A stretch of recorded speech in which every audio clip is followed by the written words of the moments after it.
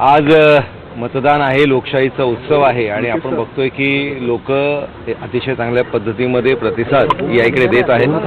प्रत्येक आम्ही पक्षाचे कार्यकर्ते मतदारांना मतदान केंद्रापर्यंत नेण्याचं काम हे सातत्याने करतोय. गेली 10-15 दिवस प्रचारामध्ये जनजागरण करण्याचं काम हे सगळ्याच लोकांनी केलेलं आहे. मला विश्वास आहे की चांगल्या पद्धतीचं मतदान आज दिवसभरामध्ये होईल.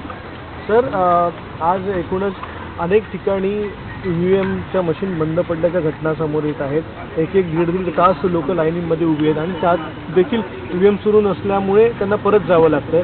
कोण जबाबदार आहे याला काय वाटतं? बरेच ठिकाणी मतदार यादीचं मतदान केंद्राचं शिफ्टिंग ही अचानकपणे झालेलं आहे आणि त्याच्यामुळे या संदर्भात मतदारांना जो नाहक त्रास सहन करावा लागतोय त्याच्यामध्ये प्रशासनाचे दोष निश्चितपणे आहे.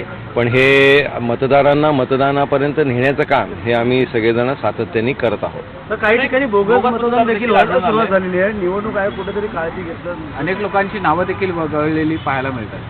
नाही, ह्याच्यामध्ये काही लोकांची नावं ही वगळली गेलेली आहेत. याच्या संदर्भातला आक्षेप आम्ही सुरुवातीलाही घेतला होता, सातत्याने या गोष्टीचा पाठपुरावाही होता.